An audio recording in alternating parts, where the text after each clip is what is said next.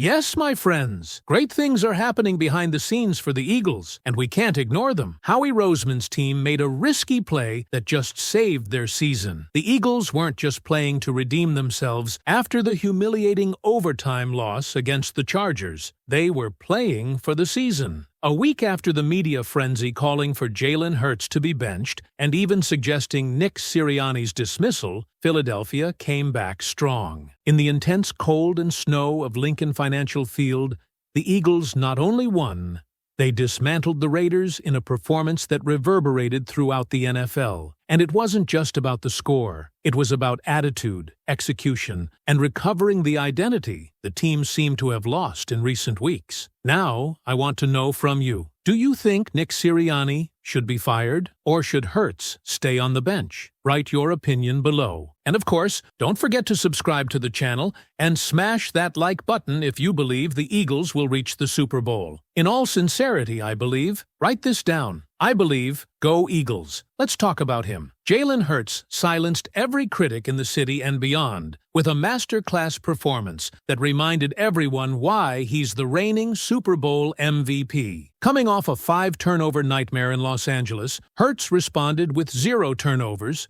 3 touchdown passes, should have been 4 if not for a dropped Dallas Goedert grab, and the best EPA per dropback of his entire career. And he did all of it in less than 3 quarters. This wasn't just bounce-back energy, it was a message. Hurts reminded everyone exactly how he's built. Resilient, poised, and built for moments like this. His deep ball accuracy was on point, his decision-making sharp, and his control of the offense never in question. But the Eagles didn't just shine on offense. Sean Desai and Vic Fangio might have stumbled upon the defensive spark that could define the rest of this season. Lining up Brandon Graham at defensive tackle. With Jalen Carter out, BG slid inside and absolutely wrecked the Raiders' interior line.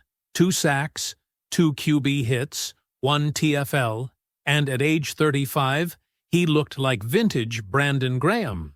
If this alignment becomes a permanent part of the pass rush package, imagine the chaos when Carter returns. One-on-ones for BG inside? That's a nightmare for any offensive line. The defensive front was a wrecking crew. What was once a sluggish pass rush now has 24 sacks in the past 7 games, nearly tripling the total from the season's first half. And the secondary? You can't throw on this group right now. Quinn Mitchell gave up 1 catch for 7 yards. Nador Jackson has allowed just 44 yards total in the past 2 games. This group isn't just solid, they're smothering. Let's talk about Kevin Patullo and Brian Johnson's offense. For the first time under Nick Sirianni, the Eagles ran 30 plays from under center in a single game, the most ever in his tenure. The impact was undeniable.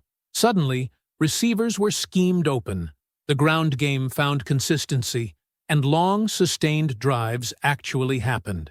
The team committed just 3 penalties, stayed ahead of the sticks, and finally looked like the offense fans had been begging to see all season. Even Hurts noticed the difference. We did a better job on early downs, more consistent in the run game. Even with some negative plays, we stuck with it, and that helped get us rolling. Execution, rhythm, and patience, 3 things that had been missing for weeks, were finally in sync. And that, more than anything, could be the biggest takeaway from this win. This wasn't just a win over a 2-win Raiders team. It was the kind of performance that shows what this roster is capable of when everything clicks. Critics will point to the opponent, but they'll miss the point.